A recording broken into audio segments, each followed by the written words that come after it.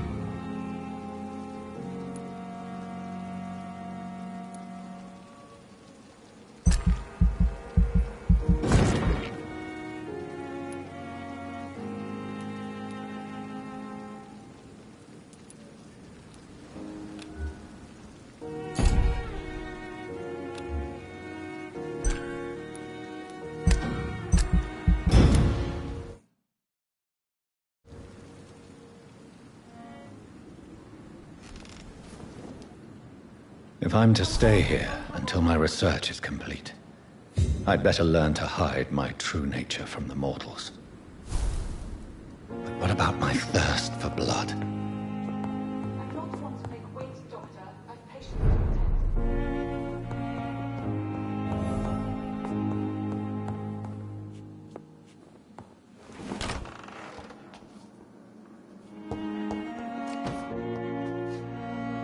Yes, Nurse Crane? How can I help you? I'm so sorry. I know Dr. Swansea wanted you to rest, but we have somewhat of a crisis. A crisis, you say?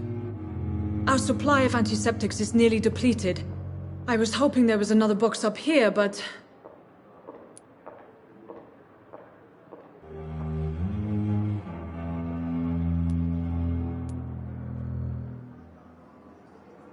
What type of hospital are you running? No antiseptics? You have been away too long, Doctor. With the war and now this epidemic, supplies have been running scarce for months now. I may have a solution. In France, during the war, drugs shortage was a daily problem, and we had to use our wits to overcome the shortages. However do you mean? If combined correctly, certain household chemical products can be used in a pinch instead. Now, where's the hospital storeroom? The storeroom? Fat chance. This is the Pembroke, and space is luxury we don't have. Everything used to be stored in the old morgue. Perhaps I should look there first. Where is this morgue? It's the large building behind the hospital. You'll need to go in the back door because it's been sealed off for sanitary reasons. Take this key. It opens a small back entrance at the end of a narrow street. The abandoned morgue behind the hospital. A small door at the end of a narrow street. On my way then. Thank you, nurse.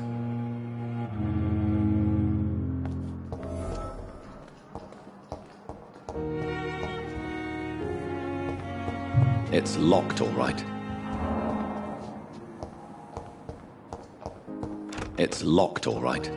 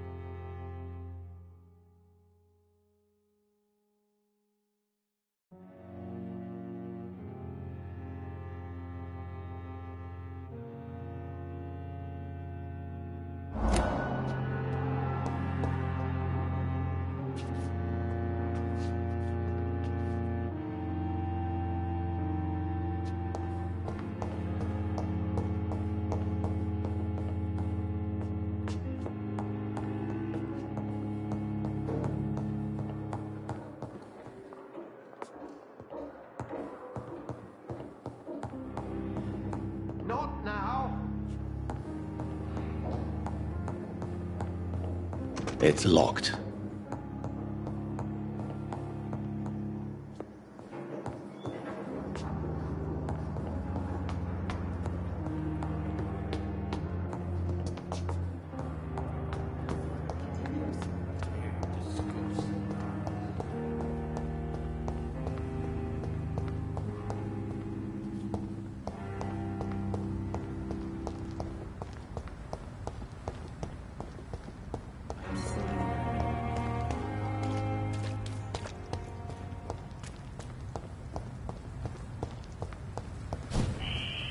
Scowl voices in the garden. I should investigate.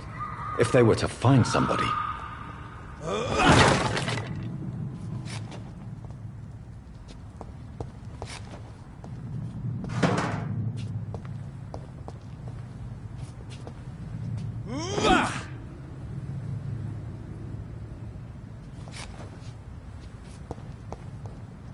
It's locked, all right.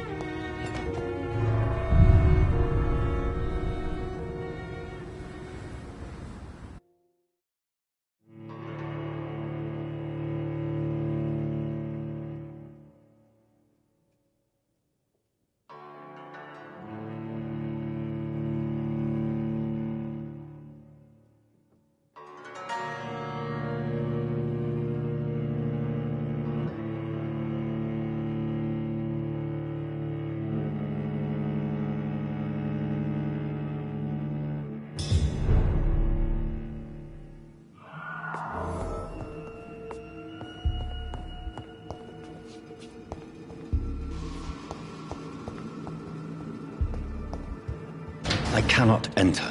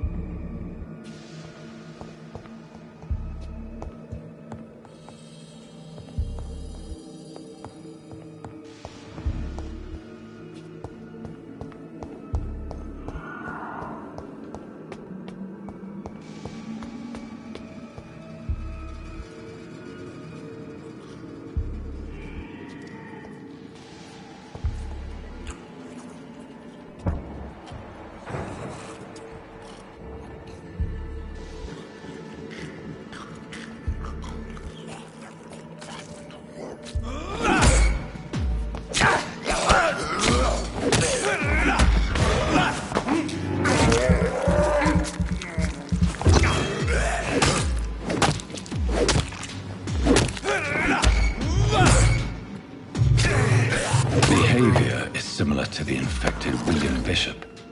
Must be the same strain. This sickness moves faster than influenza.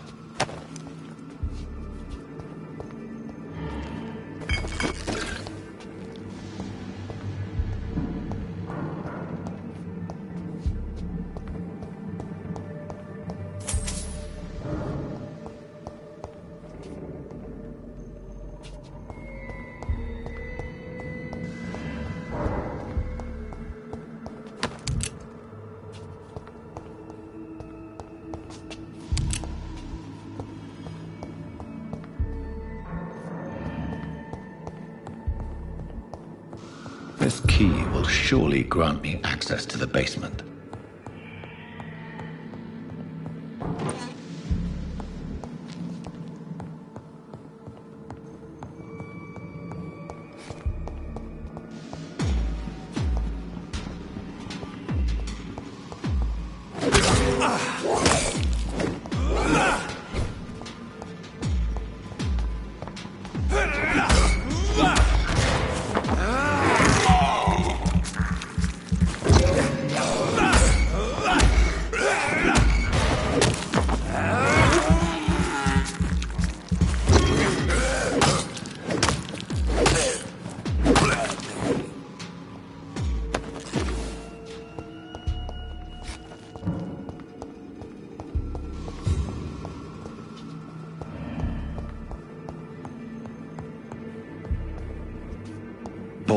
Mars fortifiers.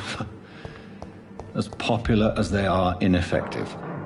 But they do contain iron tartrate, and that might prove itself useful.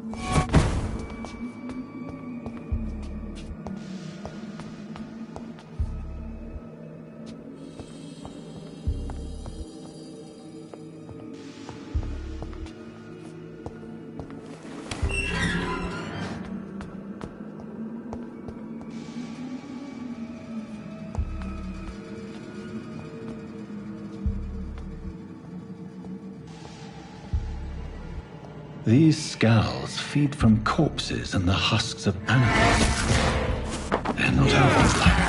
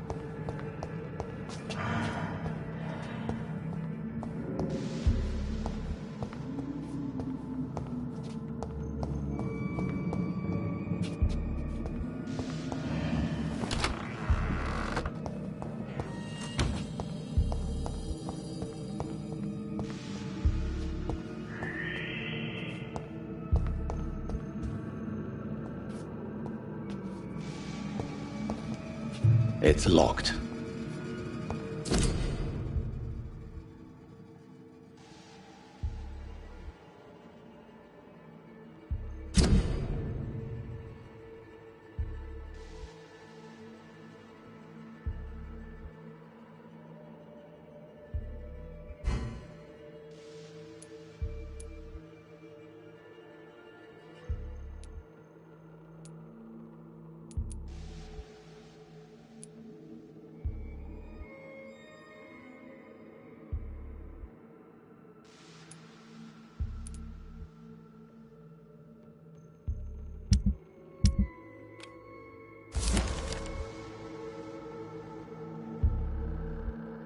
Mr. Connor's injuries don't match the report. I'd better look into this.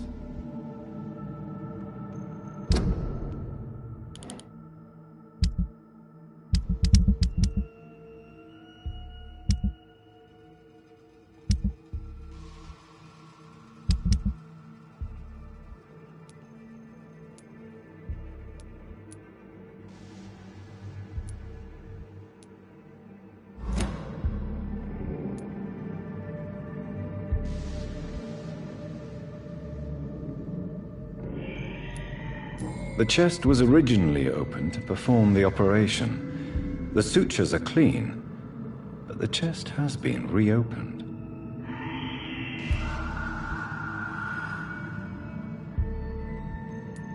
Multiple abrasions and scarring on the arms and legs. Old and distinctive injuries of a sailor or a fisherman. Traces of a pinkish foam at the corner of the lips. Some sort of drug overdose, perhaps? A puncture over the left lung, possibly a chest tube insertion. Not the cleanest work, but I think it was successful. Signs of internal bleeding. So, Dr. Tippett's anesthetics were incorrectly dosed, causing the patient's death. And then he tried to operate on him again. Tippett has made an egregious error. It's time we talked.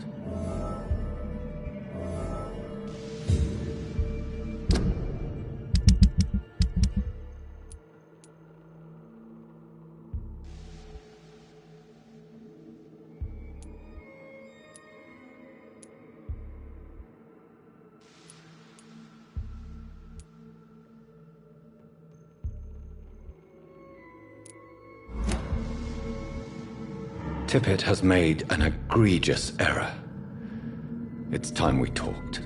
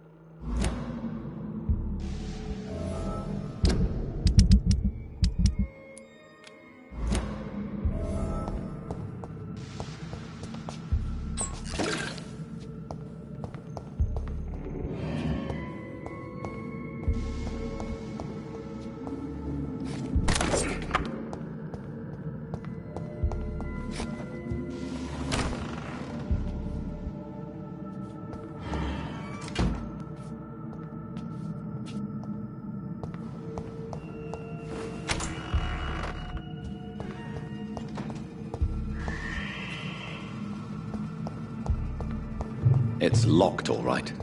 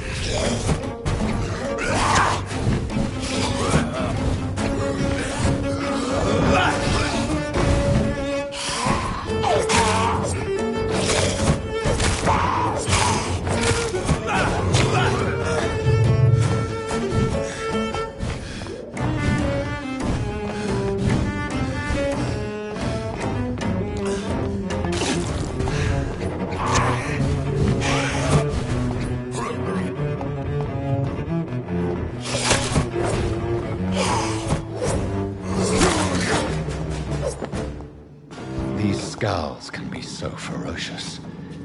I'm not sure I can defeat them without becoming stronger. To drink blood is so tempting.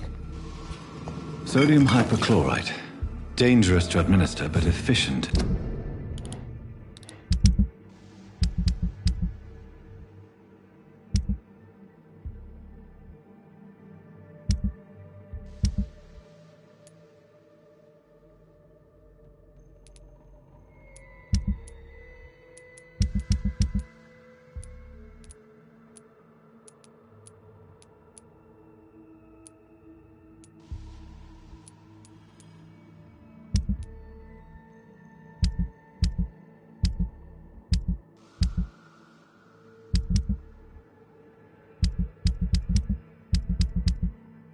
The proper dosage.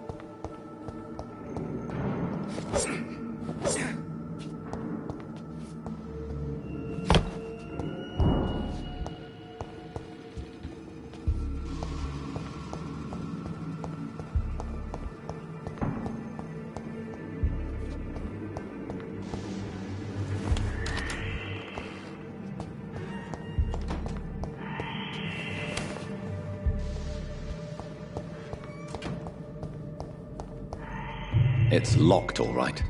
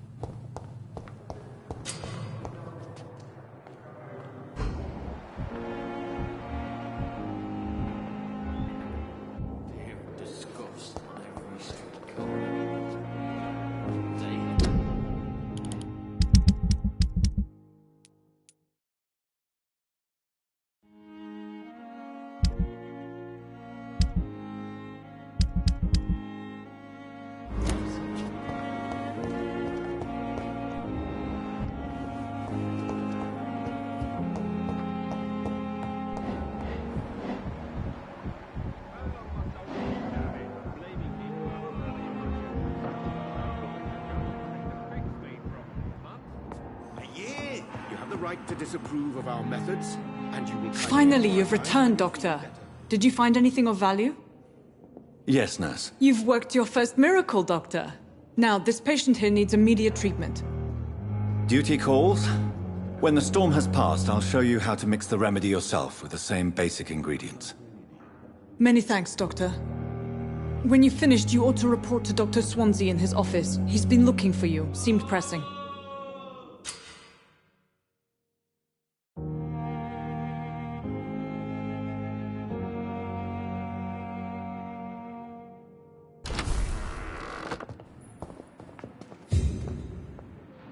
Good evening. I'm Dr. Reed. Can I help at all? No. Really? Why are you here, then? I don't want to talk. My throat hurts too much. I suppose that this pain is the reason you're here. Is someone taking care of you? Yes. And no. Could you at least tell me your name, sir? Mortimer. Mortimer Goswick.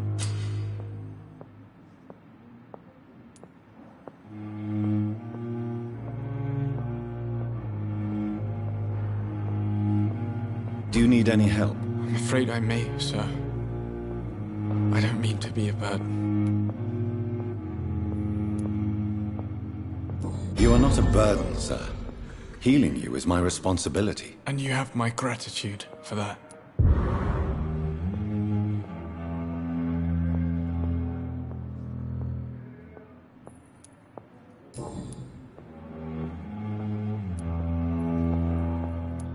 Tell me about yourself, Mr. Goswick. I don't want to talk, Doctor.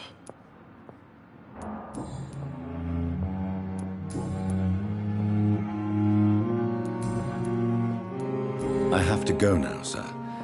But don't hesitate to contact me if you need any help. Good evening, madam. Can I help you? It's my son who needs you, sir. I'm Dr. Jonathan Reed. How can I help your son? I'm Beatrice Goswick, mother of Mortimer Goswick. Could you check on him, please, Dr. Reed? I've heard much of your talents as a physician. Do you require medical attention as well, Mrs. Goswick? I have other concerns right now, Doctor. But I'm fine, thank you.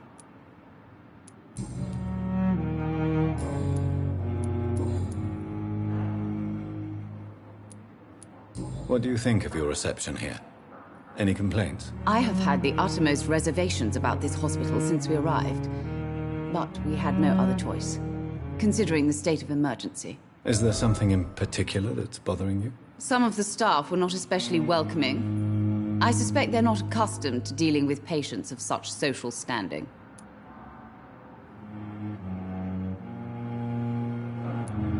Tell me more about your arrival at the Pembroke Hospital. What gave you such a bad first impression? The ambulance driver was quite rude, for a start. And that nurse, Miss Hawkins, seems to have quite a dubious attitude. What do you mean? She managed to secure a bed for my son despite the epidemic. It was a relief, but it wasn't cheap.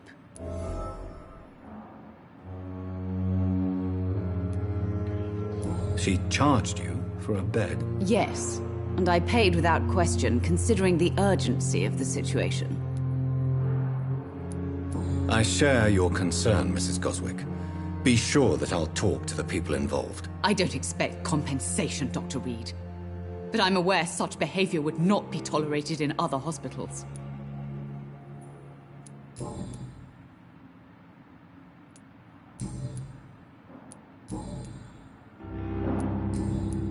Goodbye, Mrs. Goswick.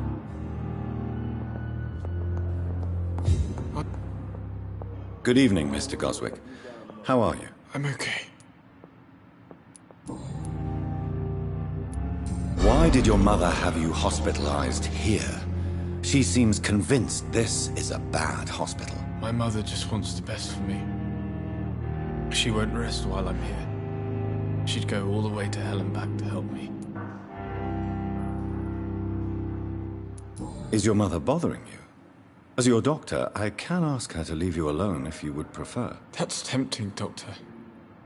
But you have no idea what my mother is capable of. She would tie herself to my bed if you asked her to leave. Pembroke Hospital may look unorthodox, but rest assured you're in good hands here. It's not me you have to convince, Dr. Reed. It's my mother.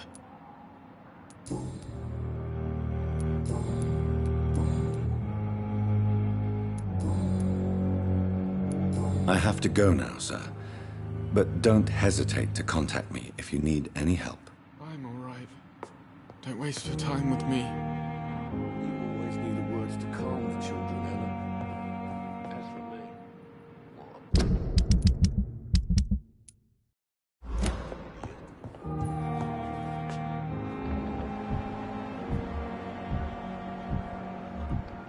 Good evening, sir. Doctor. I will not let you down, my...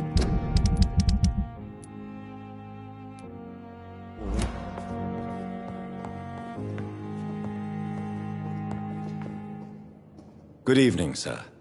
I'm Dr. Reed. May I help you? I don't know if a third opinion is needed. Your colleagues are already arguing about my condition. I see. Would you mind telling me more about your situation? I'm Harvey Fiddick. All I want is to get me bloody arm fixed properly.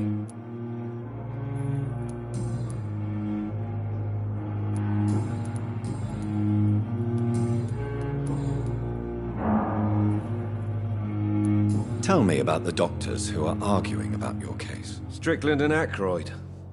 They both want the best for me, but there's a lot of pride there.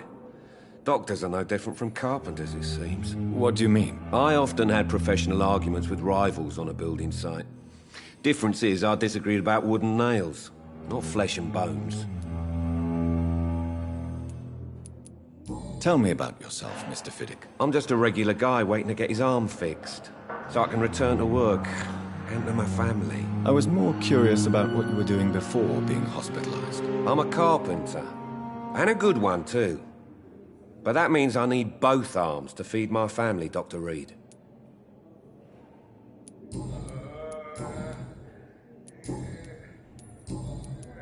Are you satisfied with your treatment here? Well, it's clear that I've chosen a bad time to be injured.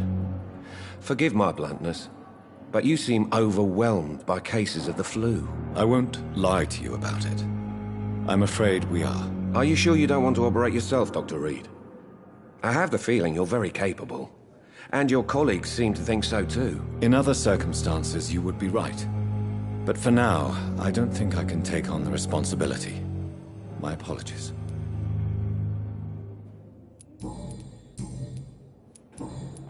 Goodbye for now, Mr. Fiddick. I'll see you later. You always knew the words to calm the children, Ellen. As for me, what a blundering idiot.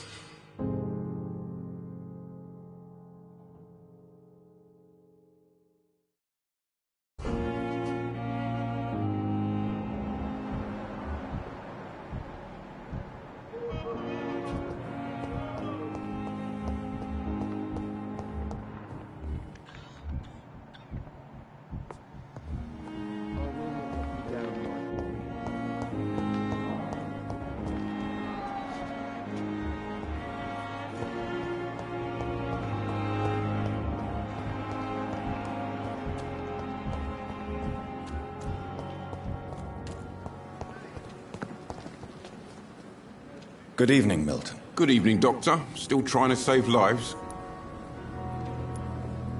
I have some good news, Milton. What? The epidemic's over? I retrieved your wallet with all the money and a certain picture. Well, yeah, Pippa Hawkins is my girl. So what? Is it the difference of skin colour that bothers you? Not at all, Milton. Good. Please, take this money anyway, to remind you to keep your mouth shut. Not everybody's as broad-minded as you, Dr. Reed.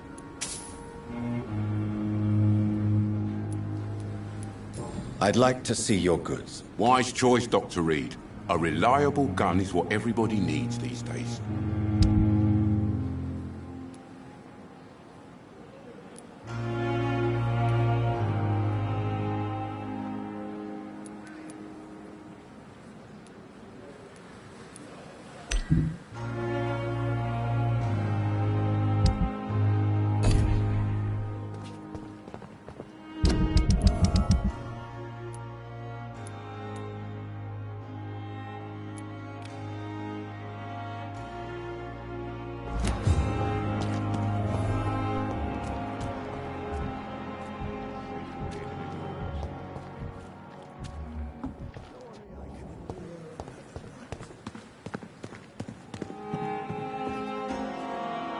Good evening, sir. So it is true. The famous Dr. Reed has joined us. I can't think of any better news during these terrible times. Do we know each other? Actually, yes. We met once before, at the Rockefeller University in New York. Dr. Tippett, yes, I remember. I was assisting Professor Carell in his research about coronary bypasses. He had nothing but praise for you. He was also very confident about your future. And look at you now. Eminent surgeon and blood transfusion specialist.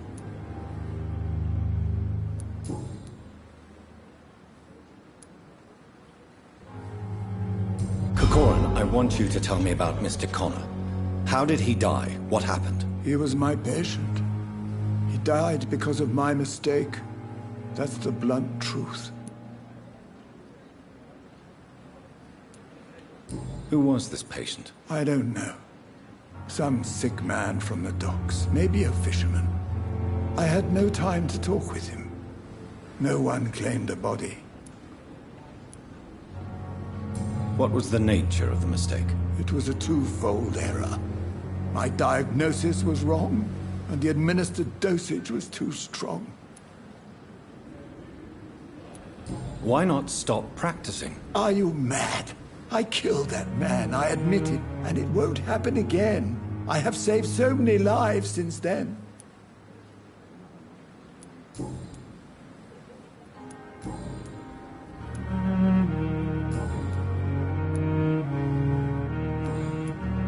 Do you need any medical assistance yourself, Doctor? Come on, don't be ridiculous, dear colleague.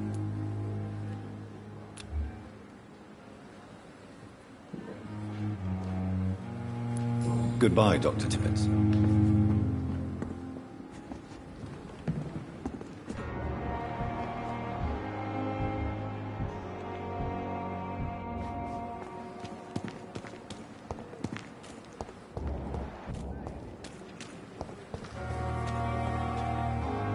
Good evening, Mr. Cox. Dr. Reed. Still working at night, I see. I like that. And why is that? People who don't sleep at night always seem more alive to me. More interesting, one way or another. You're lucky to be alive, Mr. Cox. I hope you're starting to take better care of yourself. This place is full of sickness and decay. How could I get better in such a dump?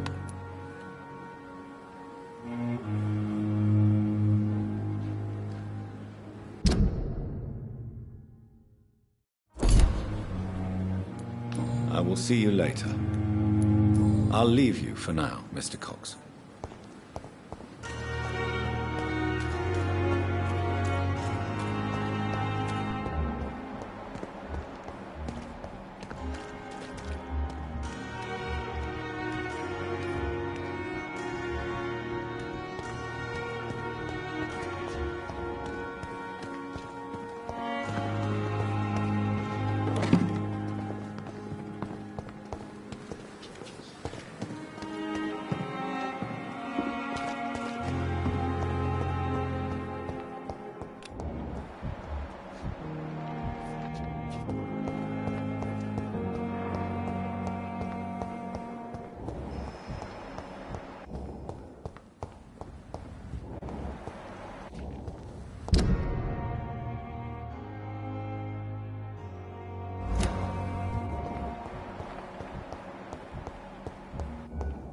It's locked.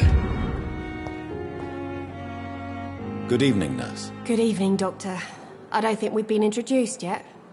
My name is Pippa Hawkins. And I'm Dr. Jonathan Reed. Dr. Swansea has recently offered me a position in this hospital. Well, it's a euphemism that your help will be appreciated, Doctor.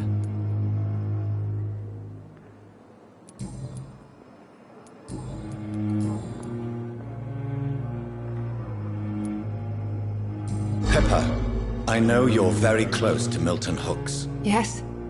Milton Hooks is my man. If you want to report me for that, just feel free, Doctor. I have no intention of reporting you, Nurse Hawkins. But are you aware of the risks? The rules say I won't be allowed to work as a nurse anymore.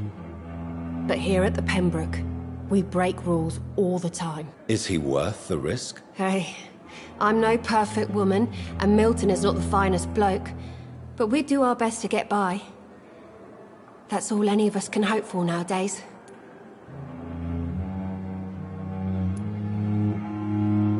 How long have you been a nurse? Well, long enough to see that the epidemic is winning. And no matter how qualified you are, don't tell me you'll change that.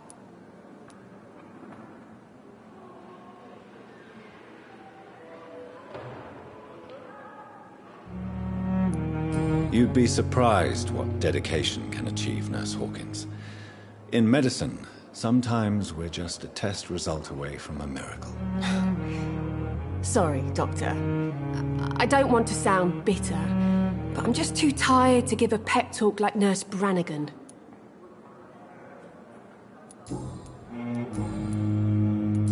Do you need medical help yourself, Nurse? I'm fine, really. I just need to sleep. Goodbye, Nurse Hawkins.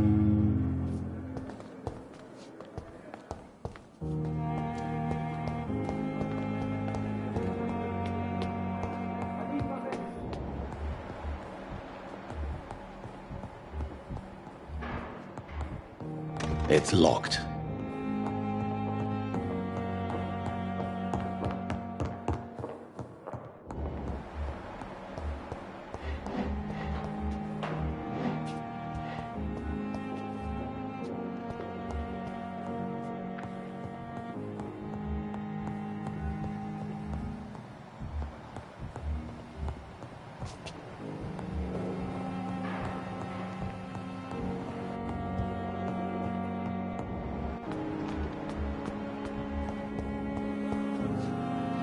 Good evening, miss. I'm Dr. Reed, the new surgeon at the Pembroke Hospital. And who are you? Your name has no meaning to me, mortal. You're nothing but dust blown by the winds of eternity. I beg your pardon? What are you begging for, mortal? My clemency? Well, tonight maybe I'm inclined to mercy. You'll never forget the night you met Thelma Howcroft. You keep calling me mortal. Why is that? And if I'm mortal, what are you? Well, Dr. Reed, if you must know, I'm a vampire.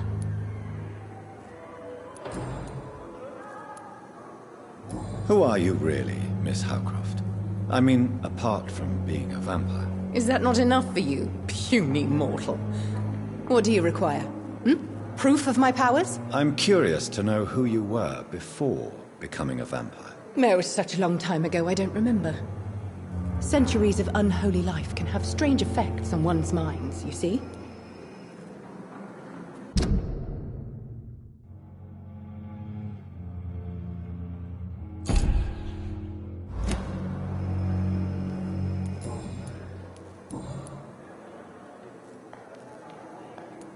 I'm assuming you must be a patient here. Am I right, Miss Howcroft? It's only a cover. To hide from my enemies. I can leave whenever I want. As a woman, a spirit, fog, or bat. Do you require my services, Miss Howcroft? I have no need for your medicine, Dr. Reed. Blood is the only drug I need.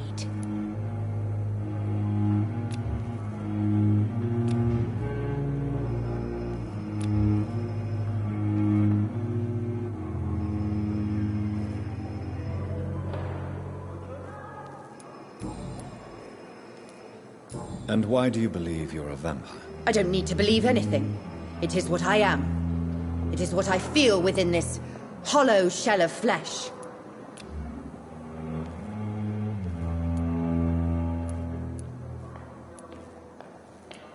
I see.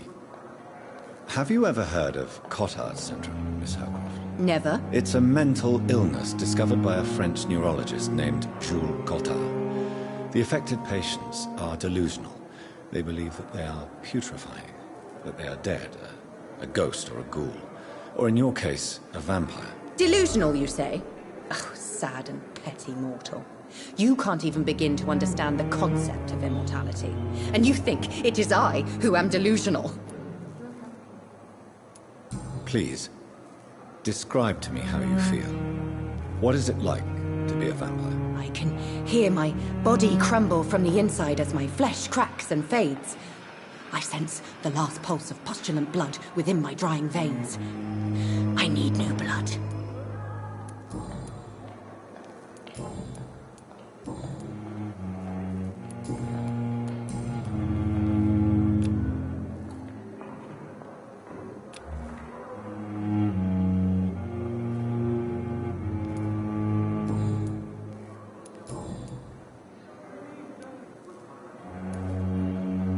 Who are you really, Miss Howcroft? I mean, apart from being a vampire. Is that not enough for you, puny mortal? What do you require?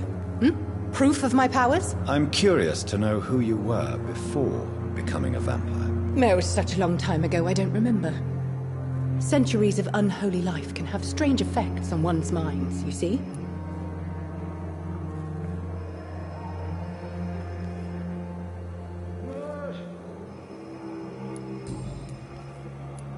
I'll leave you, Mistress of the Dark, to your nocturnal activities.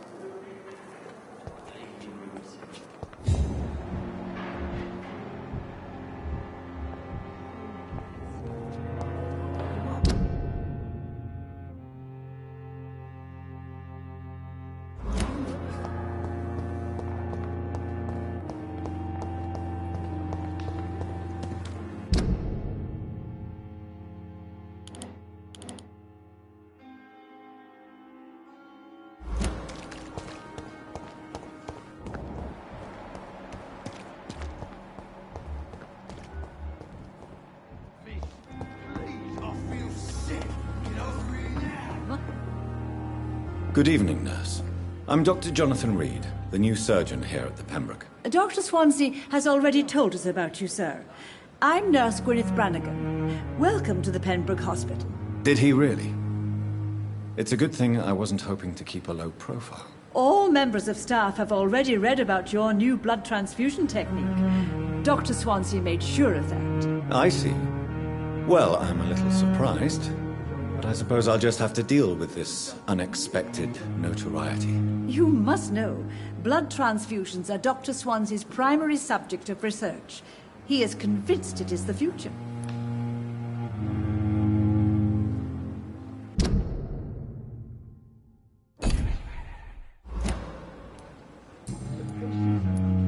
Tell me what Dr. Tippett's did. I know his mistake caused a patient's death. If I had not covered up his error, Dr. Tippett would have been fired from this hospital. I could not let that happen. You can't allow your emotions to dictate your conduct concerning patients, Nurse Brannigan. Look around you, Dr. Reed. Do you really think we can afford to lose a brilliant practitioner like Dr. Tippett's in our situation?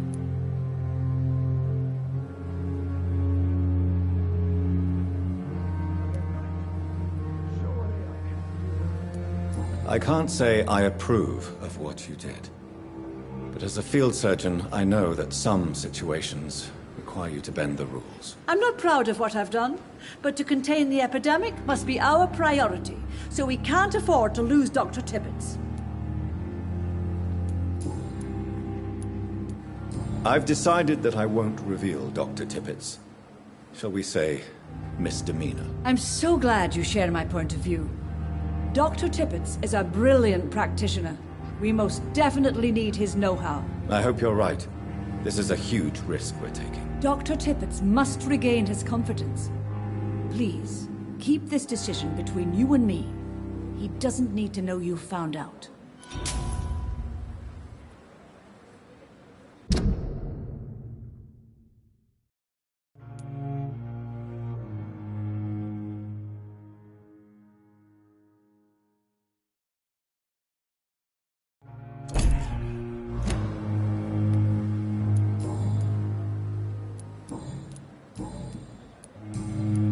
Goodbye, nurse.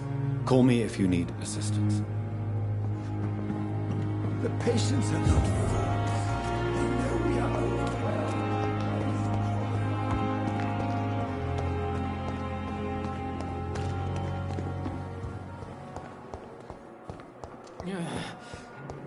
Damn.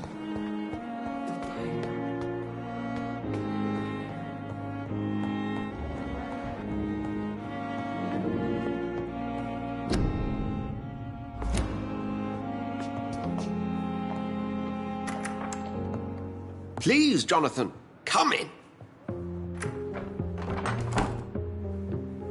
Fascinating, is it not? In the last decade, so many mysteries have been brought to light with our microscopes.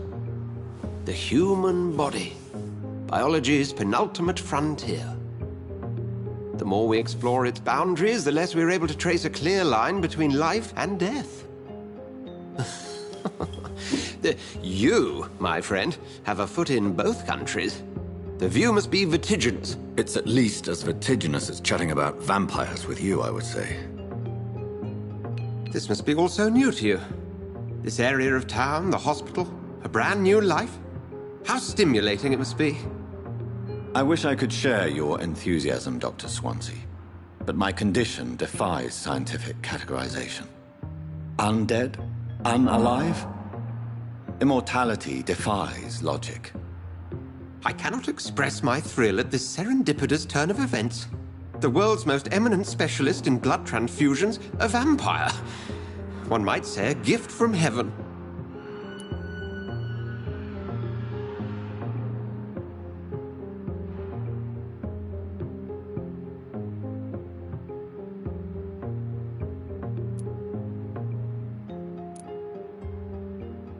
It may seem strange, but your words have brought me some comfort here. Forgive me. I've been an admirer of your work for a long time, and now you are so much more than a brilliant physician. And please, call me Edgar.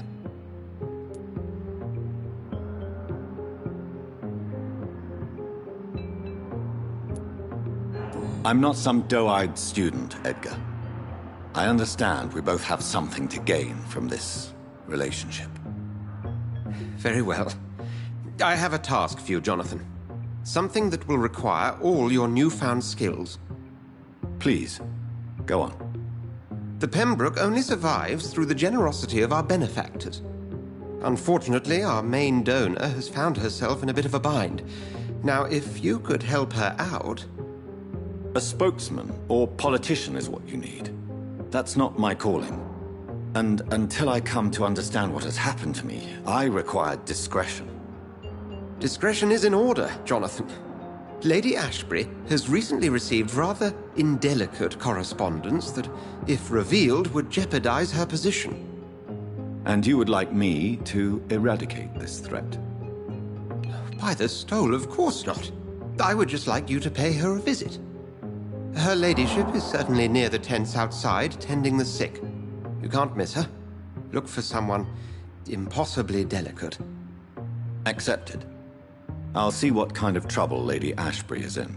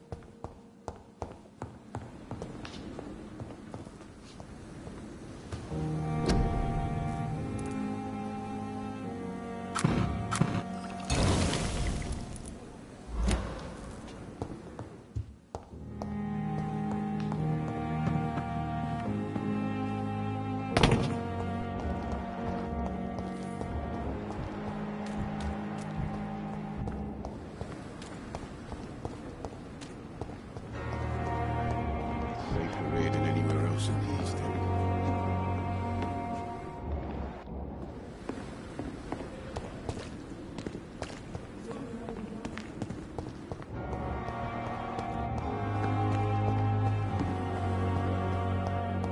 And survive this epidemic.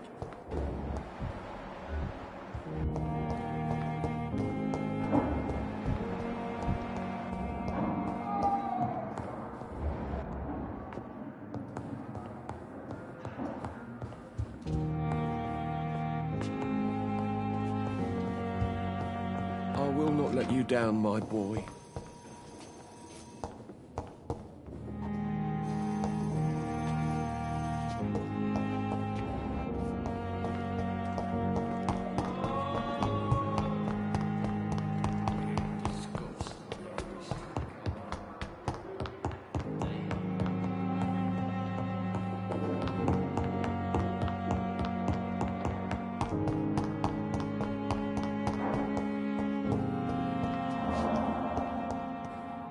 It's locked, all right.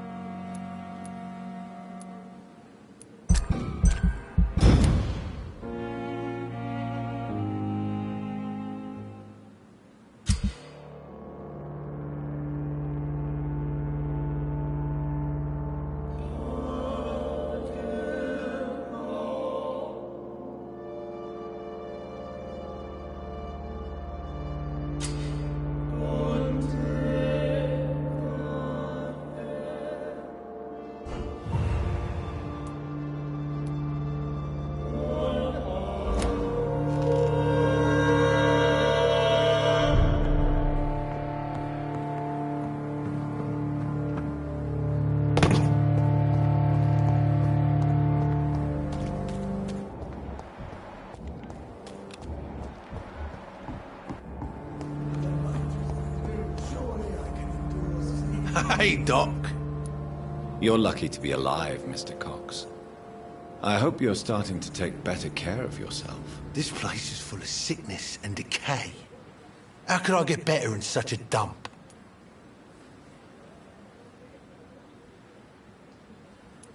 Consider yourself lucky that I'm treating all of my patients equally.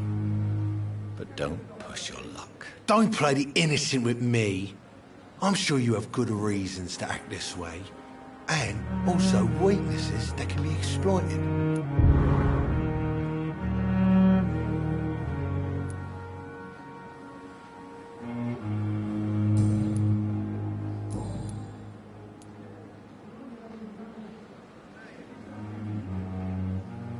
Have you heard of any underhand dealings going on in the hospital? Blackmail? That's not my style. Too risky. The black market, though. Now that's where the money is.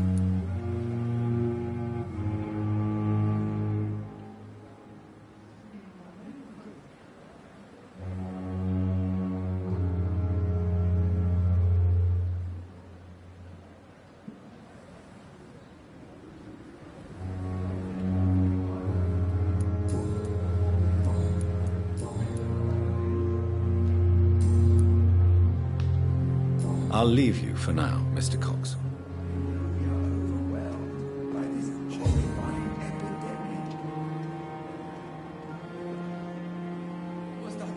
Is this supposed to be an hospital? A pigsty would smell better.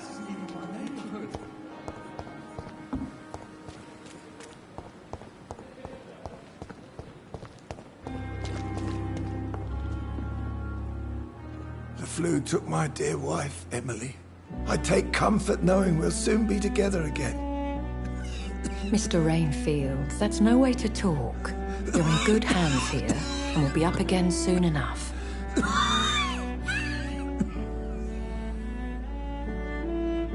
Now do me a kindness and get some sleep. I'll be back round later. Your words are kind, the blessings of an angel. You're the sweet, sweet Lady of Mercy.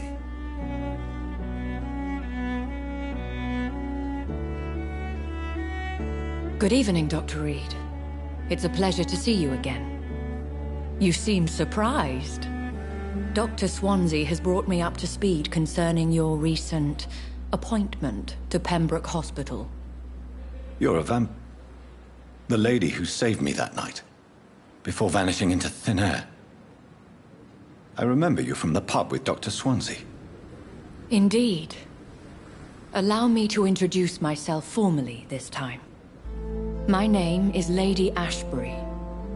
I remember you well, in spite of the brevity of our encounter.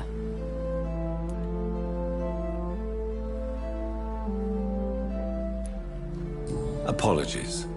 You've taken me by surprise. I'm very happy to see you. The pleasure is mine, Doctor. I hope you're more disposed to answer my questions now. You must have countless questions, but our rather urgent matter first. Swansea has explained. My cover, if you prefer, has been compromised.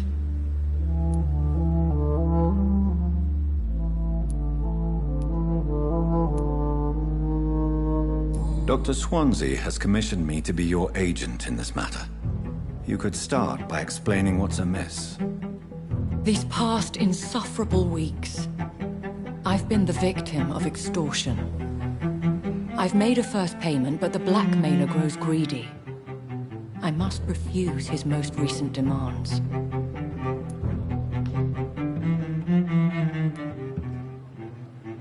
Please continue.